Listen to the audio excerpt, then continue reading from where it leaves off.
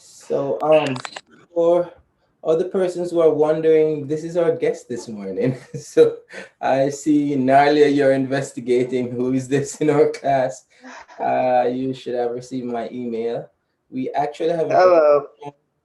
a professional workshop this morning with Krystle, right? Yeah, and she is an entertainment lawyer, and she will be speaking with us this morning about some stuff. Right, so good morning, Crystal. This is our senior class. We are a mixed bunch of musicians and artists and engineers, and some people still not sure what they want to do. But nonetheless, we're still preparing them to send them out in the world in a few months. Right, so we want to just give you the floor to talk to us.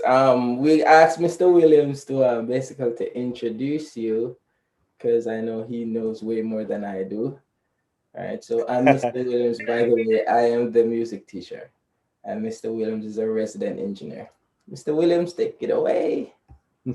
All right. Good morning, everybody. I know it's early, it's Friday, but we made it. Crystal's actually doing us a really good favor by being on this morning to provide us with some inside intel about how the music industry works on the business side. And, like I said, you don't have to necessarily be an artist or a producer or something like that. There are people that are not necessarily in the industry that has roles to play as well. So and Crystal is actually 3 hours behind us, right? Crystal, you're over in on the West Coast this morning, right? Yeah. Yeah, we are in Arizona, so it's a little nice and early, but that means we're gonna get lots done today, right? There it is. There it is. See, and that's dedication, being up that early. Okay, so you guys always complain about getting up early. I'm telling you that the people who get up the earliest are the most productive. I promise you. Without further ado, I talked enough. This is Krystle Delgado. Welcome, Crystal, to our class. Thank you so much. And then just for a little context, so you said senior class, you guys are different, types of interest with the music industry. So what's the focus of the class? Are you talking about music education, music business? Well, we kind of sprinkle a little bit of everything. Mostly, we teach people how to, get into the field of music. So, like, we teach them how to play instruments, how to be like producers. My specific detailed job is to help people learn how to record and audio engineering and learn a little bit about the business. So, I kind of wanted to get out of the box of our norm and kind of, show them the outside business of how music works. Okay, got it. Yeah, and the reason I asked that, guys, is because I'm gonna give you a little bit of my background, so you have context of where I'm coming from. Kind of, I've been in the industry now for over 20 years, and not just as a musician, but as you heard, I'm now an entertainment attorney today. I do music law. I represent filmmakers. I'm kind of all over the spectrum as far as the entertainment industry. So I'm going to give you a little background, but the most important part of this is going to be the Q&A, and I want to get to that as soon as possible because especially as you guys are considering what you want to do for your careers in the entertainment or music fields, whether you're a producer, whether you want to be a manager, a tour manager. We represent all those kinds of clients. And so I'm here today to answer your questions and to help you. So let's just jump into this.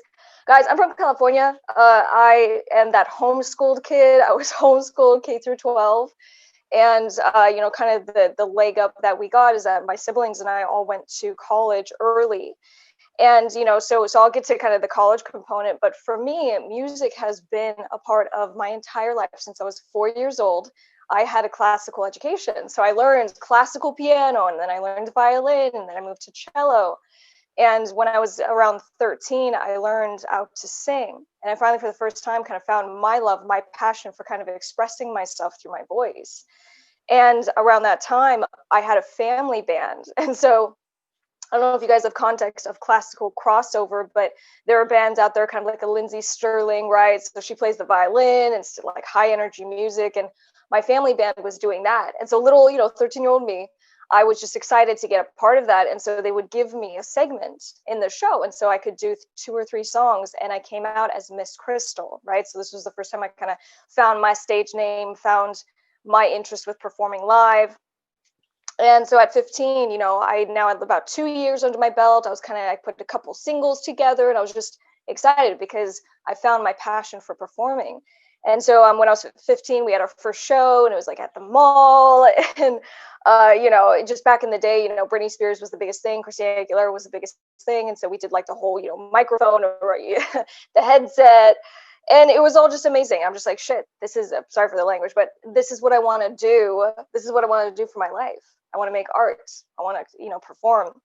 And so then it became about tactically figuring out how was I going to do that? So I did end up going to college because, college was something that was always taught to me by my parents as in order to have a place in this world, in order to have a fancy resume and to get jobs, you need to get a traditional college education. And that might still be true today. It's less true today for sure. I think that your ability to build a business, to be successful, to be an entrepreneur is more based on how fast you get started, how early you get started. And, it's never too soon. And I kind of kick myself because, I kind of started YouTube channels and did things, when I was in my teens, and then I stopped for, one reason or another. I was going to college, and I kind of wish that I had just kind of doubled down at that time, because what I ended up doing was exactly that.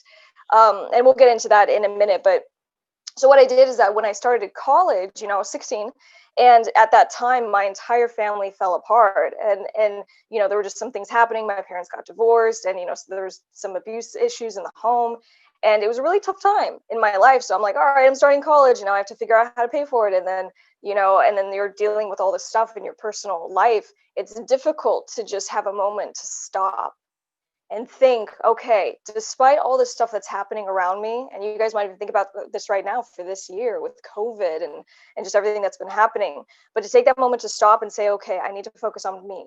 I need to focus on my future, and how am I going to hustle and make this work? And so what I did is that I actually saw a flyer for Pageants. And the flyer was all about, if you compete in pageants, you can win scholarship money to pay for school. And, I had no one helping me at this time. I didn't have a job. I was, 16. I started one a little later, but so I started competing in pageants. And for me, guys, I was like totally anti-pageant girl. I'm like, that's not me. I even had the bright red hair at that time as well. But I just go, this will be interesting. So I started competing in these beauty pageants. And, I had some experiences that you probably have a stereotypical idea about what it's like to, compete with pageant girls and what they're like. And I eventually got into a different system. It's the Miss America system, because there's different ones, right? But the Miss America system taught me a lot, because it was all about, your skill. How do you articulate yourself? How can you answer questions? And so it forced me at that young age to kind of evolve really quickly. And it was kind of the first time that I was thrown into something where I didn't know the rules of the game, but I had to learn them. Right. So in order to win Miss whatever, and then get to that next step and compete at Miss Arizona, and then try to compete at Miss America, you had to learn the rules of the game. And this is something that you guys have to figure out for every stage of your life. It's the rules of the game when you go to, apply for a job, the rules of what needs to go into your resume, the rules of how you need to conduct yourself in an interview. It doesn't mean you're being fake. It just means that you can kind of put on a different hat for that particular moment, that particular need. And so as we get into more of your guys' music careers and what you're trying to do, a big component of anything you're going to do in this business is that you have to be a business person. And so you have to learn to wear these different hats and how to conduct yourself, and, put on the best presentation, how to sell yourself. So in any case, Pageants was that for me for the very first time. And so what happened is that, for the next few years, I competed and I was winning, right? So you'd win, different pageant titles, you'd win scholarship money. And because of the pageants, as well as applying for scholarships, which I cannot stress to you guys enough. I don't care if you go to the traditional, university, or, local college, or if you're doing a technical school. There are so many scholarships out there that people never even apply for, because they're like, man, what a pain in the butt, so they don't want to write the essay, and it's free money. So in any case, because of those two things, I was able to get out of college loan and debt free. And then I just go, okay, where from here? So at that point, I'm now doing college, but I never lost sight of music. And so what I did is I kind of coupled it, and, you had to do an honors thesis because I was in the honors program, and I double dipped to now do my first record. I learned how to produce. I, had some training from my mom because obviously she's in, the music industry as well. But then I basically taught myself everything after that. And then it was about, okay, so now I have this first record, which wasn't amazing, but nonetheless, I did it myself. I was proud of it. It represented where I was at musically.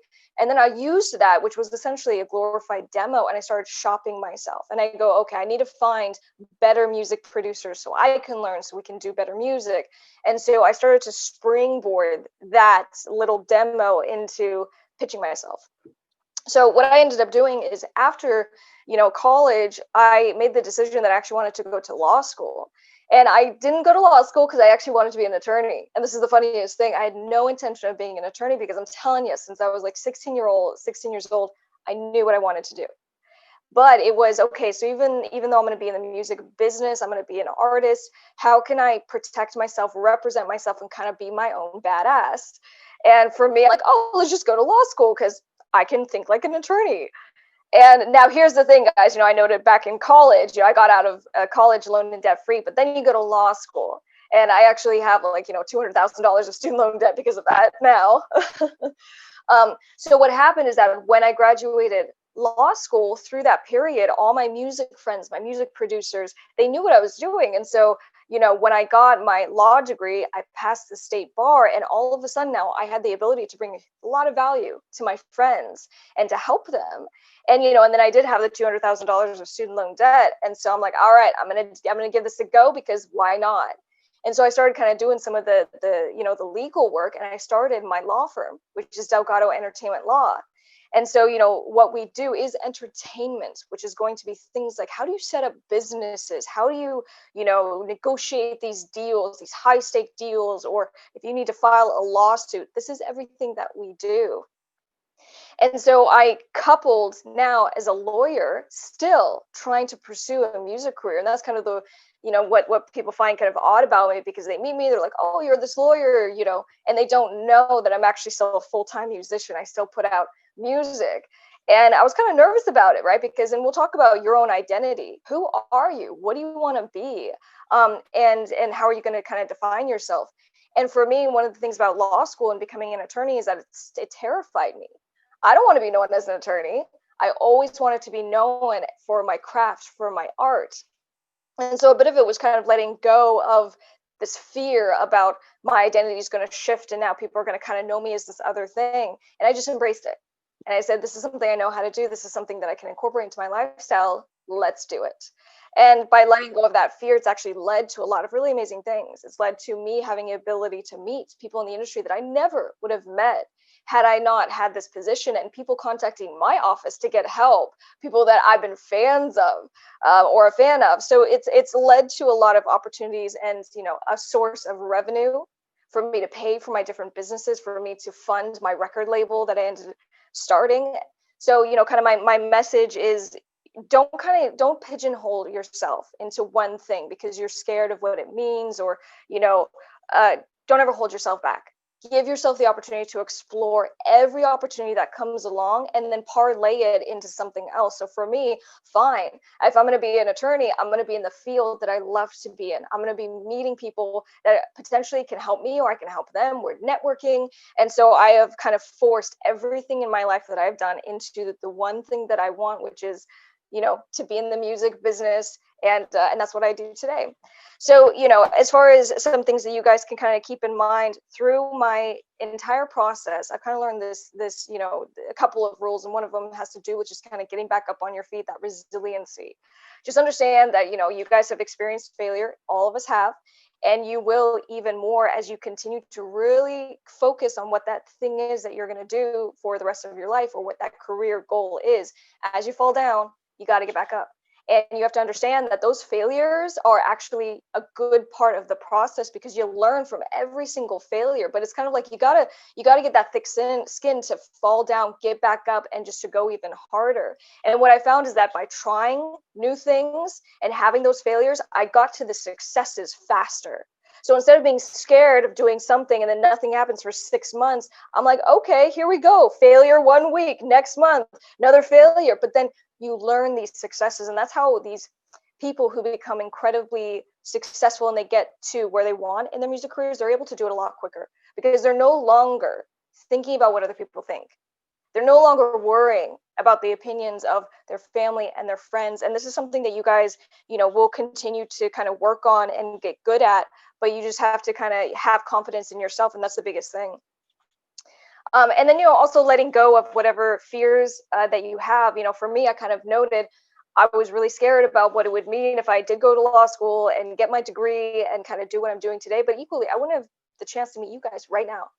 I wouldn't be on this live stream if I hadn't taken those steps. And then also more important to me is that when we do the Q&A here in a few minutes, that hopefully I can bring some value to your life. And so it's something that you can implement and hopefully help you towards your career goals. So, remember that there are things that you're going to do as far as letting go of your fears to propel yourself to the next level, but you also can help people. And that's an amazing feeling, and it can bring value back to your life. And then, the last kind of rule of thumb is just your patience component. Some of you might have kind of found your passion, you're doing what you want, but you're not seeing results. And so many of my artists give up so quickly and they get discouraged, and they don't understand that with any business, if I sat you down right now and I said, hey, what do you want to do? You want to start a bakery? Well, if you want to start a business of any kind, including a music business, you're going to need to sit down and go through all the things that it takes to be successful. And it's, do you know how to do accounting? Do you know how to market your business? Do you know the skill set, or do you need to take more lessons to get better at your skill set? These are all the things that goes into having any successful business. And so why is it different when it comes to your music career? And what I'm saying is that it's not. And so my entire platform is, I am independent. I have my own record label because I just found that if you don't know how to do this stuff for yourself, you're going to rely on others, which leads you to either get taken advantage of, or, you rely on someone who's your marketing person, and all of a sudden they leave. And now you're kind of left, out flapping in the wind. We don't want that to happen to you, and you want to stay in control of your career. So for all of those reasons, the reason I put out, a book, and the book is all about the A to Z of having a successful music career. I started a YouTube channel. It's called Top Music Attorney. And it's dedicated to saying, look, if we're going to read a contract, this is what's in these contracts, and this is how you can represent yourself. And so in the same kind of way, I went to law school so I could learn how to protect myself. Now I'm teaching you guys how to protect yourself in the same kind of way. So that's a little of my background. And if you guys don't mind, I kind of would like to move. If you do have any questions, I'd really like to get into those. And just to give you, again, that kind of framework of what we do with my law firm is that we do mentor our clients on building their businesses, building their brands, right? So things like your trademarks, your name, how do you copyright your different, artistic material like your music, and then also strategy, right? So from the branding perspective, what's a good move to work with different, companies and sponsorships? So we really do everything when it comes to a musician's career, a music producer's career, a touring manager's career. So if you guys have any questions, let's get into it. Have you met anyone famous? Yeah, well, and that's a big part of, the what's fun about being in this area of law. There's different areas of law like bankruptcy and real estate and these kind of things, but entertainment law is definitely sexier because you get to work with these really big names. And like I said, I've had the opportunity of people reaching out to me who I was a fan of because they were like this big actor in a film long ago, or they're big musicians right now. So the answer is yes. That's pretty much all we do.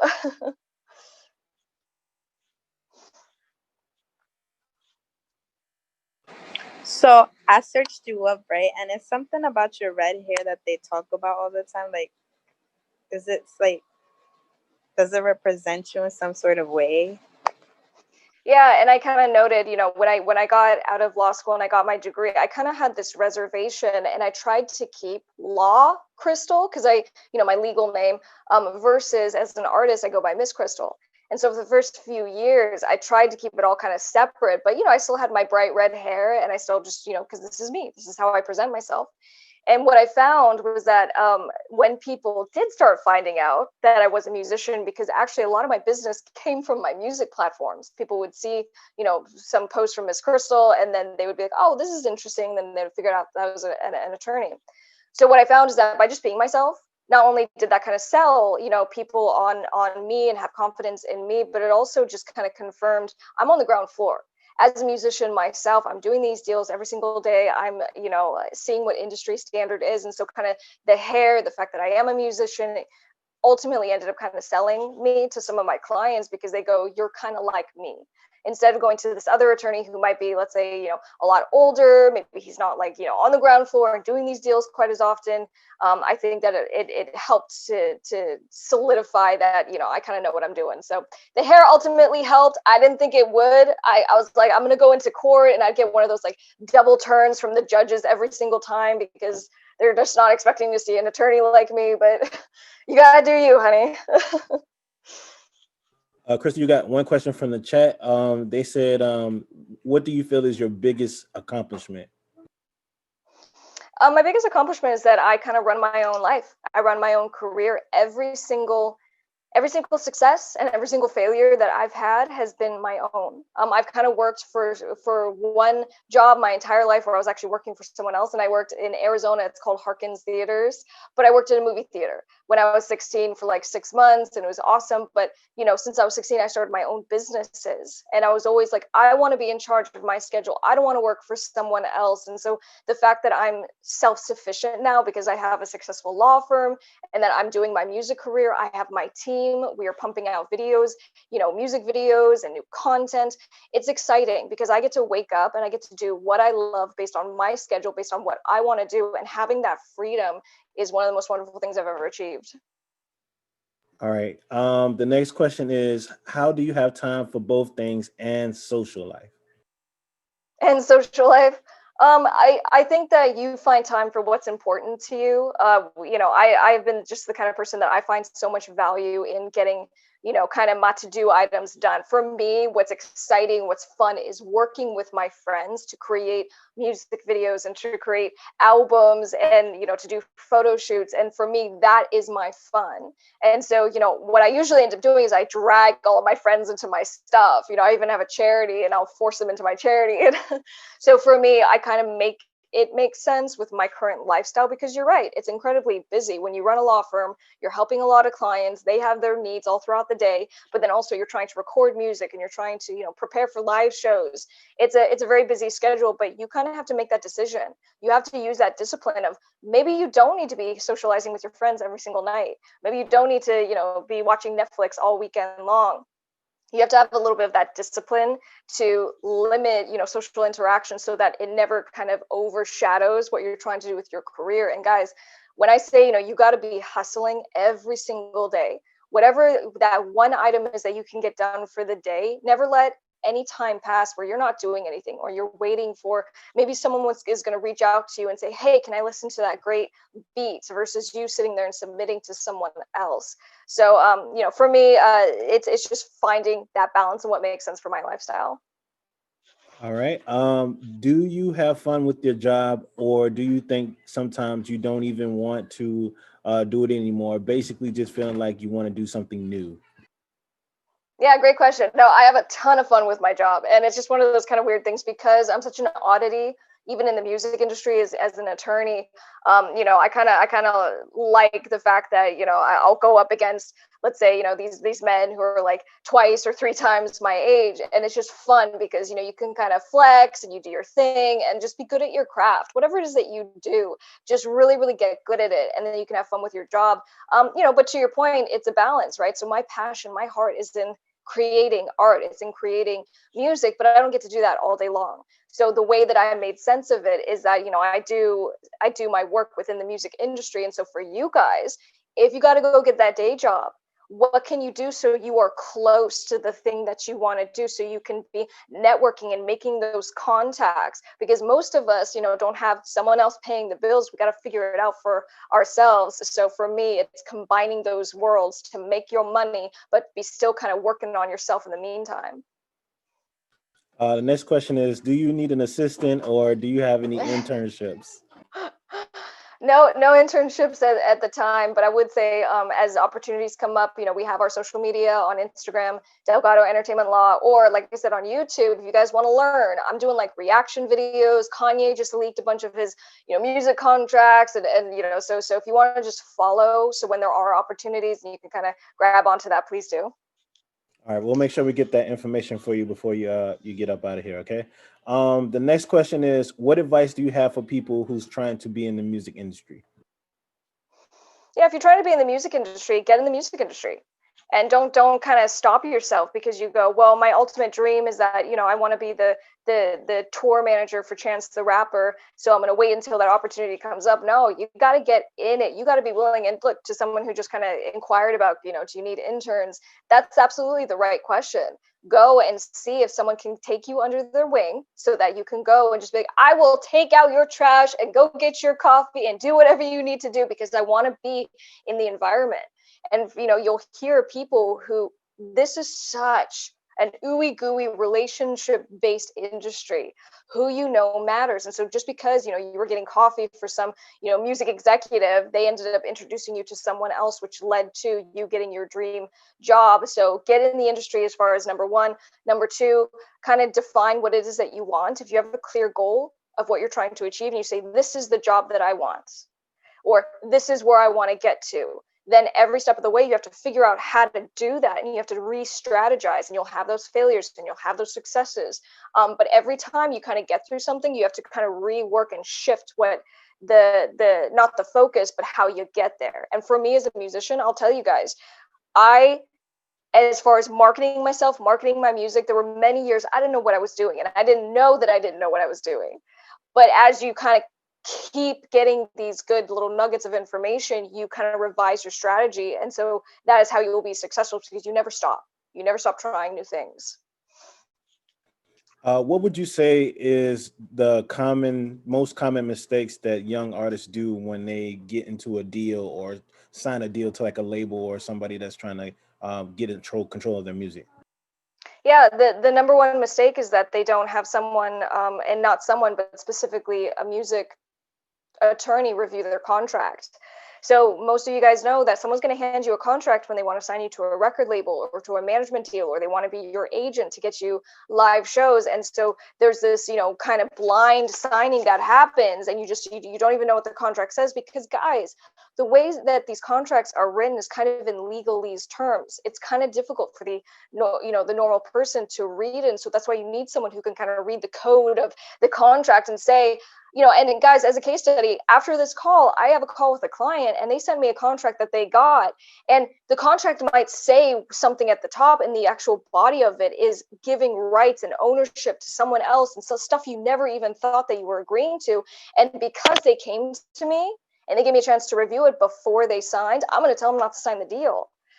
So the point just being, you don't know what you're signing to. And this was, I mentioned earlier, Kanye, right? He went on this huge tweeting rampage, and he's so upset. Here are my music contracts, and he's upset because he's saying, well, I got paid these advances and this and that, but I don't own any of my music, and the record label won't let me buy my music back. So like my legacy is I'm not in control of it anymore. And so these things happen, and because we're so excited because a record label wants to sign us, that we're like, oh, great, I'll just, cool, I'll give you my firstborn, I don't care, just help me.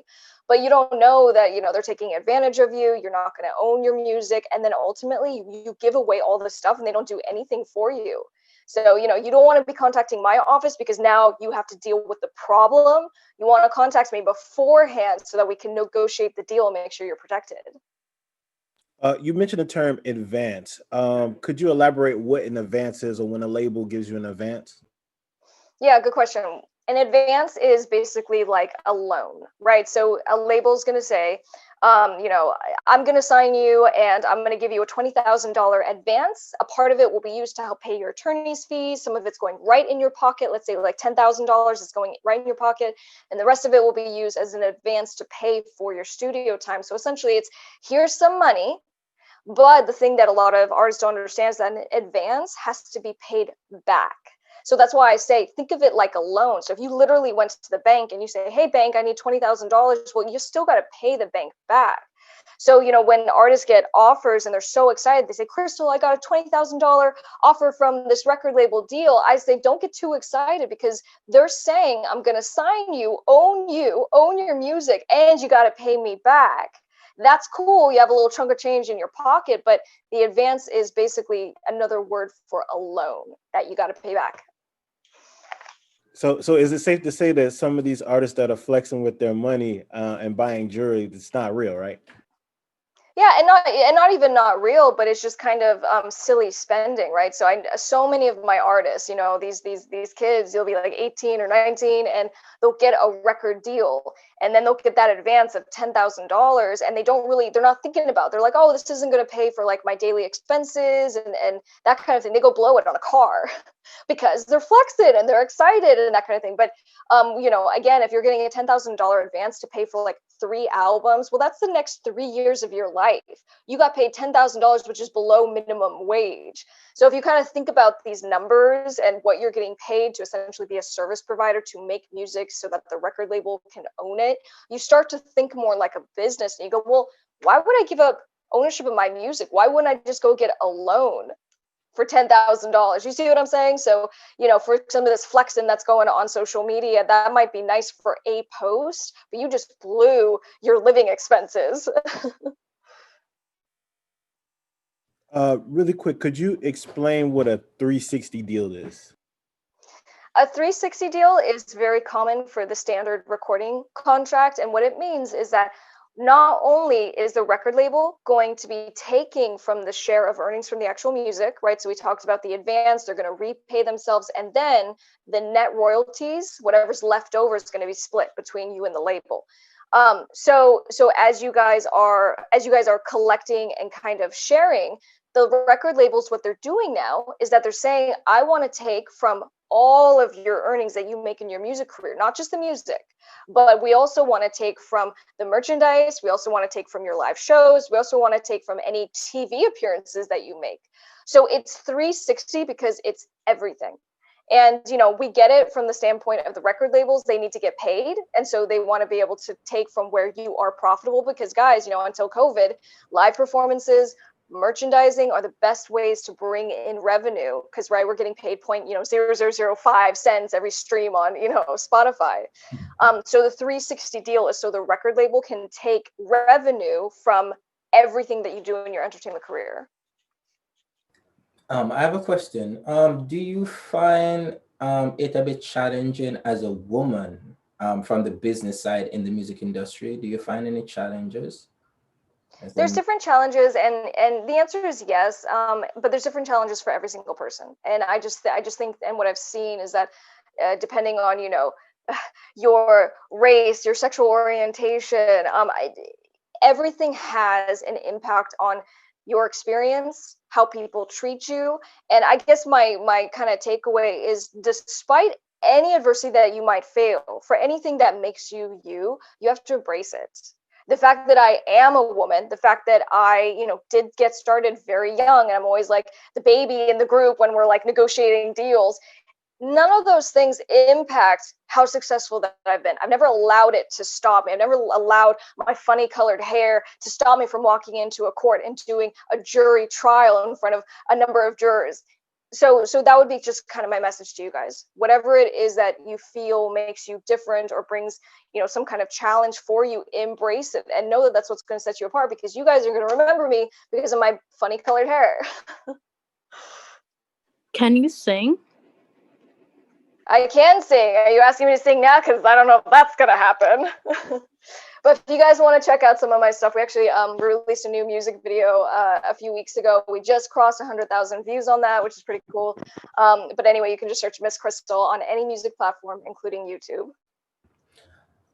Next question. As a young artist, does it matter where you are? Do I need to move to LA? Do I need to move to Atlanta? Can I stay in New York? Yeah, and guys, this was a question. That's a good question. I struggled with this, early on, because I'd always heard, go to where the music stuff is happening. Go to LA. Go to Nashville.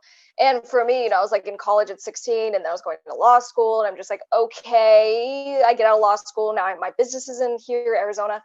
And I just realized that anywhere you need to be, you can travel, you can take a flight. You don't actually need to live in these places that, quite frankly, are a little oversaturated. Now, it's not to say that if you go to LA, you might have more opportunities because you might run into people. And this is separate from COVID, guys. I mean, right now, there's just, exceptions to everything. But if you're in places, you're networking, you might have some opportunities to meet someone in the grocery line. But the reality is that your brand, your effort is actually going to be in your day to day. It's going to be in your social media as you're building your fandom, right? Your fan following, as you are working on your music. Most of what you're going to do are going to be in rooms by yourself or with one other person. So it doesn't matter if you're in LA in your room or in Arizona in your room.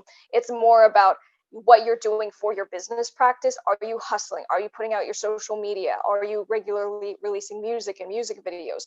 That's the thing that will make the biggest impact, not necessarily where you live. If anybody wanted to go into the music entertainment route instead of like the actual career, how would they go about doing that? Yeah, so I have clients who, are never kind of on the or on the other side of the music industry. So meaning they're not in front of the camera, they're not on stage. They're the people in the background. And so, like for example, one of my clients, he is a tour manager, and so he's been the tour manager for just giant acts, including Linkin Park, and that's his skill set. That's what he does. He also does kind of personal management. So for someone like that, it's kind of getting your foot in the door and figuring out, okay, so what is that role? And how can I kind of get started, right? So if you're like, maybe you are kind of, someone who is interested in doing security or personal security for someone, and you can volunteer to start. How can you get your foot in the door initially, and then to kind of parlay that into the next few steps? But, it might be something as small as, back in the day, getting a job at a record store was a huge deal, because then you were like talking to the record labels and you had artists coming through and you were meeting and networking. Maybe you get into live shows and you volunteer so that you can actually be going backstage and being one of the runners for the artists. And so you actually are meeting some of your heroes. And it's kind of easy to get in the door if you, again, intern, volunteer, just do something initially so that people get to know who you are.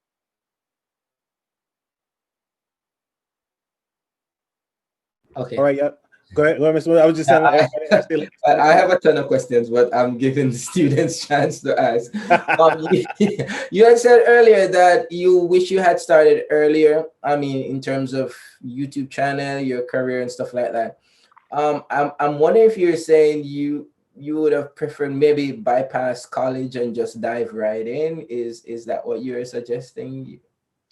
Yeah, and I don't want to dissuade anyone from pursuing kind of that traditional secondary education. There's nothing wrong with that. But I guess what I'm stressing is that if you know what you want to do and you can figure out the path to do it, do it. So to the extent that I did go the traditional route and I got my schooling and all that, that's fine. That helped me ultimately, because to become an attorney, I needed to do that. But for someone else, if you are ready to dive in, you can do it now with your socials, and you can get your business education, and you can do more of a technical training rather than a full-blown 4-year or 8-year kind of program in college. Do that. Some people do need to kind of go the traditional route, and that's okay. But I'm just saying that nowadays, having a degree from college, an AA or a bachelor's, doesn't really make a huge difference. People want to sit down with you in your resume and they say, what can you do for my business? Oh, you can run all these programs. Cool. You've had this experience. Cool. Like, that is more important for some industries. So, don't feel like you need to go incur $200,000 of student loan debt if you're like, I still don't really know what I want to do. That just means that you haven't tried enough things. When you find your passion, when you know what it is that you want to do, you dive all in. And to my point, I did start my YouTube channel when I was like 16, and I was doing videos initially, and then I got off of it because of things like vanity metrics and just being, oh man, my videos aren't doing so well. And so I stopped trying, and I just kicked myself, because had I taken let's say those 6 years to really just keep failing, right? New videos, find the thing that works, keep trying until you succeed, because I did that later on. But had I just started a little bit earlier, then that means that I would have kind of gotten to that next step faster.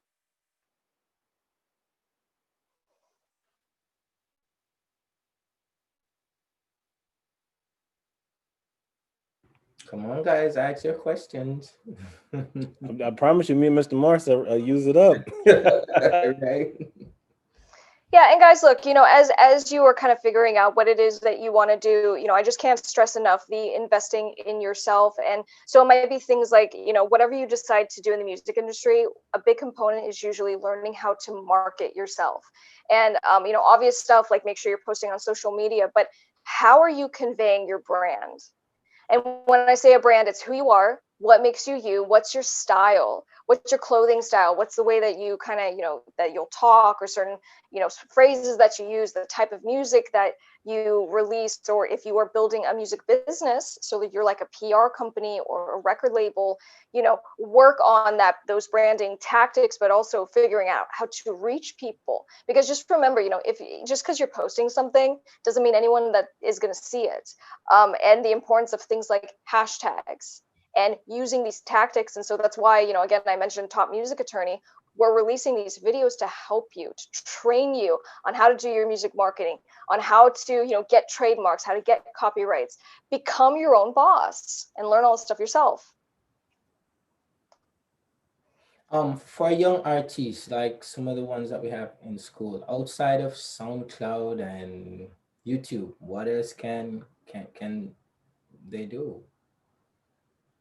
Have no What was money. that one more time?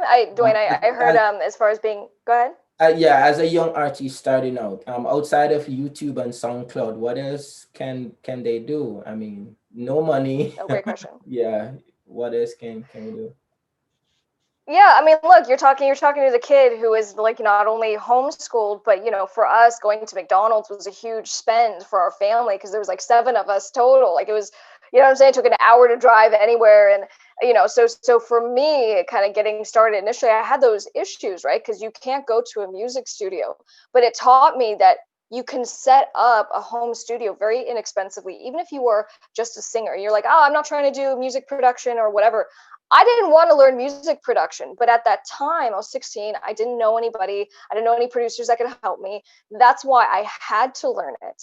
And so I took on a whole craft and learned that skill set just so I could represent myself on my singing, on my records. And it ended up being good because I learned how to actually produce and songwrite so I could showcase my music exactly how I wanted people to hear it. So don't feel like you can't do anything because you can't pay to go to the studio or you can't get into the studio because of COVID. There are so many videos on YouTube on DIY, do it yourself, set up home studios, and you can do it almost, you have to buy a few little pieces of equipment, but almost, free. It's crazy. So set something up and don't, look for that excuse to not do it because you're like, it's going to be too difficult because of this and that. Always take that out of your head. Don't make excuses. Find solutions. Can you teach me how to sing? Yeah, I'll have to send you a link. I did a video, and it's kind of like my standard warm up vocally. So the biggest thing with singing is just learning your voice. The more that you sing, the more that you'll get to know kind of what your highs are, your lows are, how you can control your voice. So you start by just warming up every day, and then be singing a lot. And then even for me, from where I started to how I sing today, I continue to evolve and I get better. And it was tough when I first started singing. um, I didn't understand how my diet and my sleep patterns and all of that impacted my voice. And so I'd get into the studio, and then there'd be days where just it hurt, or I was having a hard time holding notes.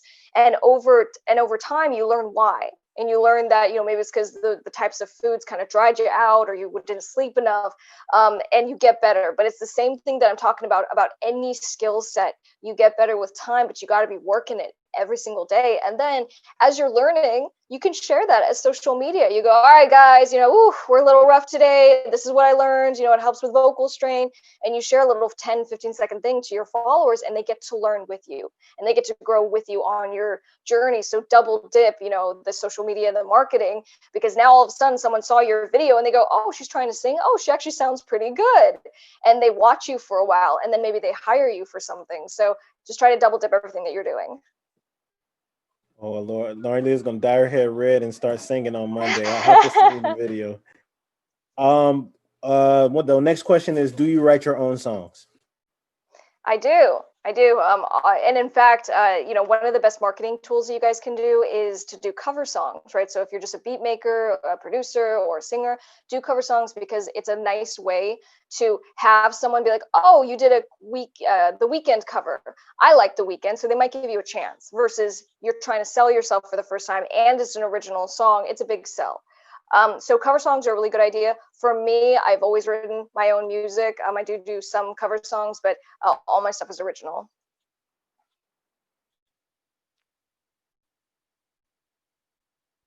All right, guys, give out your last couple of questions so Krystle can eat her breakfast and her Wheaties. There you go. Yes, guy, we have just a few more minutes to go. And I appreciate all the questions, you guys. I'm always happy because the questions tell me where your heads are at. How are you thinking about this? Like, don't ever kind of sit back passively and just be like, oh, it will come to me. Oh, someone's going to discover me. Just understand that, no one's looking for you. And you need to basically put yourself out there, put yourself in front of people, and not just from your organic methods of your posting, you're doing hashtags, you're trying to get that organic reach on social media, but learning how to set up cheap ads on Facebook, on Instagram, so that that person who really might connect with your music, your production, will see it and have an opportunity to connect with you. Never wait for someone to find you. You got to put yourself out there.